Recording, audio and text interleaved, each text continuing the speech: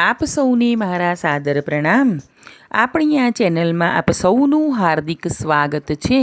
આજે માહિતી મેળવીશું ઉત્તરાયણ વિશેની.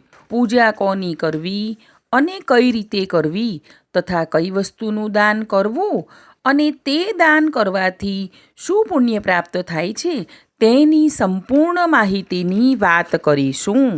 હિન્દુ ધર્મમાં આ પર્વનું વિશેષ મહત્ત્વ છે.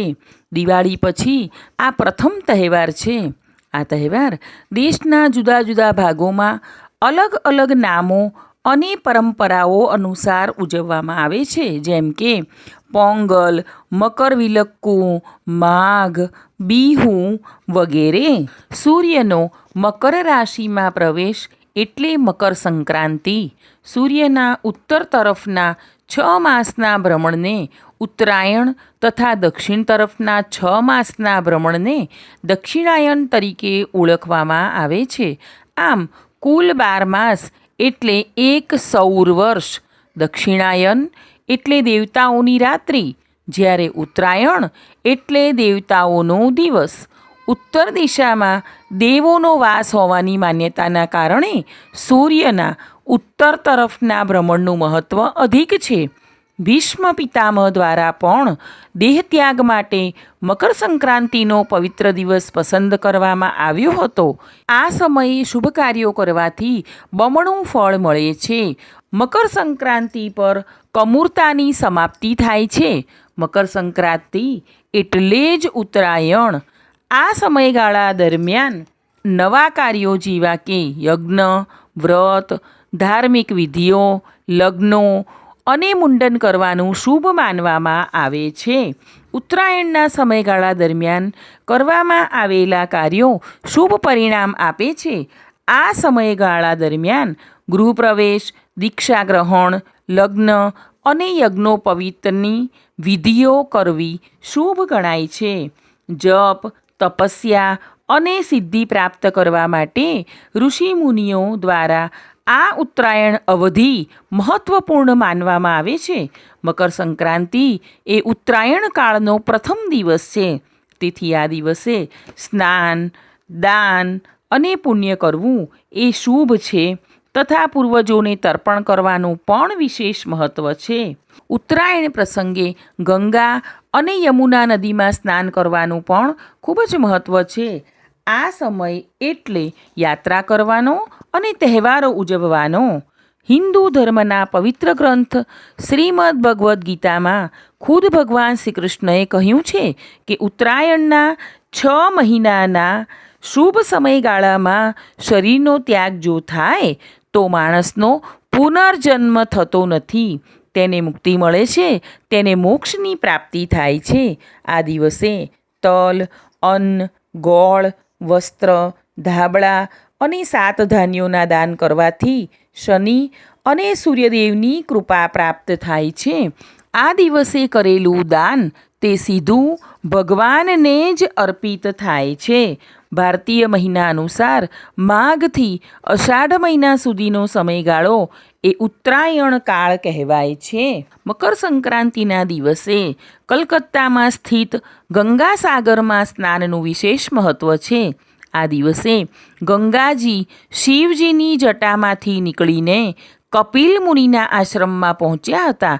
એવી માન્યતા છે કે આ સ્થાન પર કપિલ મુનિના શ્રાપના કારણે મૃત્યુને પ્રાપ્ત રાજા સગરના 60,000 પુત્રોને સદગતિ પ્રદાન કરી ગંગાજી સાગરમાં ભળી ગયા હતા. આ કારણે આ સ્થળને ગંગાસાગર સંગમ પણ કહેવામાં આવે છે. પ્રાચીનકાલીન કપિલ મુનિનો આશ્રમ આજે પણ મંદિરના રૂપમાં અહીં આ જગ્યા પર મોજૂદ છે. પૌરાણિક માન્યતા છે કે ગંગાસાગરમાં એક ડૂબકી લગાવવાથી 10 અશ્વમેઘ યજ્ઞ અને 1000 ગાયના દાનનું પુણ્ય મળે છે.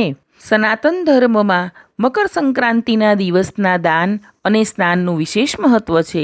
દૈનિક જીવનમાં જે વસ્તુઓનો આપણે ઉપયોગ કરીએ છીએ તેને દાનમાં આપવાનો રિવાજ પ્રચલિત છે. પરંપરાગત રીતે આ દિવસે ખાસ કરીને ઉત્તર ભારતમાં 100 શેર દાનનો સંકલ્પ લેવામાં આવે છે. આ દિવસે સવારે સ્નાનાદિ કર્મ પછી તલની ચીકી અથવા ખીચડીના દાનથી આ નિયમનો પ્રારંભ કરવામાં આવે છે. 1 અથવા મહત્તમ 5 વર્ષમાં 100 શેરના દાનનો સંકલ્પ પૂર્ણ કરવાનું વિધાન છે. આમાં ડુંગળી, લસણ જેવા તામસિક ખોરાકના દાનનો નિષેધ છે.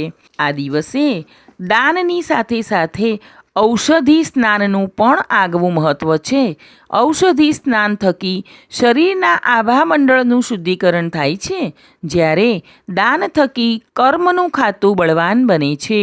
ધર્મ, ધ્યાન, પૂજા, પાઠ અને યજ્ઞકર્મ માટે પણ આ દિવસ શ્રેષ્ઠ છે. સૂર્યદેવની પ્રસન્નતા માટે મકર સંક્રાંતિનો દિવસ અતિ ઉત્તમ અને અતિ ફળદાયી છે. રીમ સૂર્યાય સ્વાહા આ મંત્રની 7000 આહુતિ આપવાથી અક્ષત ગણું ફળ મળે છે. સામાન્ય રીતે સૂર્યોદય સમયના પુણ્યકાળ દરમિયાન દાન, સ્નાન અને પૂજાપાઠ કરવામાં આવે છે. હવે આપણે જોઈશું કે આ દિવસે કોની પૂજા કરવી અને કઈ રીતે કરવી તથા કયા મંત્રો દ્વારા કરવી. ઉત્તરાયણના દિવસે સૂર્યનારાયણની પૂજાનું સવિશેષ મહત્ત્વ છે. ઘણા લોકો આ દિવસે વ્રત પણ કરે છે. સૂર્યનારાયણની વિધિપૂર્વક પૂજા કરવાથી વિશેષ લાભ પ્રાપ્ત થાય છે. તો આપણે જોઈએ પૂજા વિધિ. પૂજા કરવા માટે આ દિવસે સવારે વહેલા ઉઠો. નહાવાના પાણીમાં તલ ભેળવીને સ્નાન કરો. સ્નાન કર્યા બાદ પીળા કપડાં પહેરવા શુભ માનવામાં આવે છે. તેથી પીળા વસ્ત્રો પહેરીને સૂર્યદેવની પૂજા કરવી જોઈએ. સૂર્યને અર્ઘ્ય આપતી વખતે સૂર્ય મંત્રનો ઉચ્ચારણ કરો. તાંબાના વાસણમાં લાલ ફૂલ, લાલ ચંદન, તલ, થોડો ગોળ આ બધું ઉમેરીને સૂર્યનારાયણને અર્ઘ્ય આપો. સૂર્ય ચાલીસાના પાઠ પણ કરો. સાથે સાથે સૂર્યનારાયણના 12 નામો અર્ઘ્ય આપ્યા પછી બોલવા જોઈએ, અથવા આ મંત્ર પણ બોલી શકાય. ઓમ મિત્ર રવિ સૂર્યભાનુ ખગભૂષણ હિરણ્યગર્ભાય મરીચ્યાદિત્ય સવિત્રાર્ક ભાસ્કરેભ્યો નમઃ. આ મંત્રમાં સૂર્યના 12 નામોનો ઉલ્લેખ આવી જાય છે, અથવા ઓમ સૂર્યાય નમઃ પણ બોલી શકાય છે. હવે જોઈએ આજના દિવસે કઈ વસ્તુનું દાન કરવાથી આપણને શું પુણ્ય મળે છે. સૌપ્રથમ ગોળ અને તલનું દાન કરવું જોઈએ. તેના માટે ગોળથી બનાવેલા તલના લાડુ અને રેવડીનું દાન કરવું જોઈએ. મુખ્યત્વે કાળા તલ ભગવાન શનિદેવને અર્પણ કરવામાં આવે છે. તલ અને મમરામાં ગોળ ભેળવીને લાડુ બનાવીને પણ દાન કરવાની પરંપરા છે. આમ કરવાથી સમાજમાં માન અને સન્માન વધે છે. ખીચડીનું દાન. સૂકી ખીચડી એટલે કે દાળ અને ચોખાનું દાન કરવાથી કુંડળીમાં સૂર્ય, ગુરુ અને ચંદ્રની સ્થિતિ મજબૂત બને છે તથા પરિવારમાં સુખ શાંતિ જળવાઈ રહે છે. ઘીનું દાન.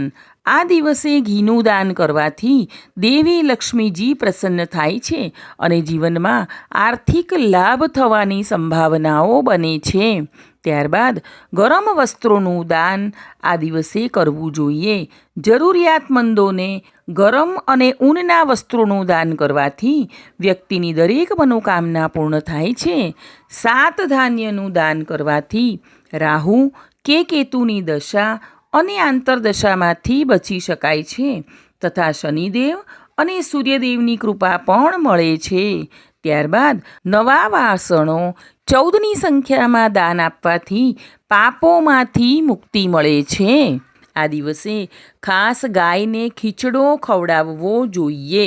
આમ અહીં આપણે ઉત્તરાયણનું મહત્ત્વ, પૂજા, દાન અને તેનાથી થતા લાભની ચર્ચા કરી. આશા રાખું છું કે આપ સૌને ઉત્તરાયણ અંગેની સંપૂર્ણ માહિતી મળી ગઈ હશે. મને સાંભળવા બદલ આપ સૌનો ખૂબ ખૂબ આભાર. આગળના વિડીયો સાંભળવા માટે આપણી આ ચેનલને લાઈક અને સબસ્ક્રાઈબ કરજો. આ ઉત્તરાયણના તહેવારમાં આપ સૌ પોતાનું તો ધ્યાન રાખજો જ, સાથે સાથે આકાશમાં ઉડતા પક્ષીઓનું પણ ખાસ ધ્યાન રાખજો. આપણે સૌ હંમેશા ખુશ અને નિરોગી રહીએ તેવી પ્રભુના ચરણોમાં પ્રાર્થના.